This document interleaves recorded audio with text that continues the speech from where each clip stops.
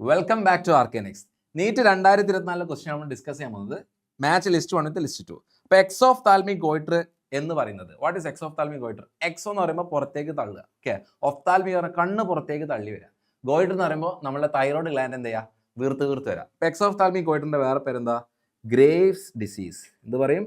Graves disease, okay. Graves disease. അപ്പോൾ ഈ കണ്ണ് പുറത്തേക്ക് തള്ളി വരുന്നതിൻ്റെ ഓപ്ഷൻ ഒറ്റ ഓപ്ഷനേ ഉള്ളൂ, അതേതാണ്?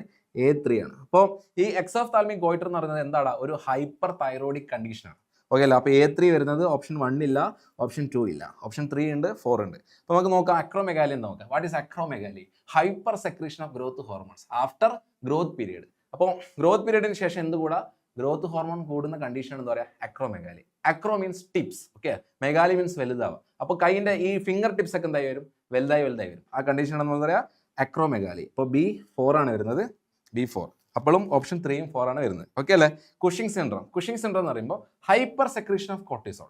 കോർട്ടിസോളിന്റെ ലെവൽ ബ്ലഡിൽ കൂടുമ്പോൾ നമ്മൾ ഫേഷ്യസ് ഒക്കെ എന്തായിട്ട് വരും? ഒരു മൂൺ ഫേഷ്യസിലോട്ട് വരും, ഓക്കെ. ആ കണ്ടീഷൻ വിളിക്കുന്നത് എന്താ? കുഷിംഗ് സിൻഡ്രോം എന്നാണ് പറയുക. അപ്പോൾ C1 ആണ് വരിക, ഓക്കെ. C1 വരുന്നത് ഓപ്ഷൻ 4, ഓക്കെ. ഇപ്പോൾ 3 അല്ല. അപ്പോൾ cretinism. What is cretinism? Hypothyroidism in childrens. കുട്ടികളിൽ എന്ത് കുറയാ?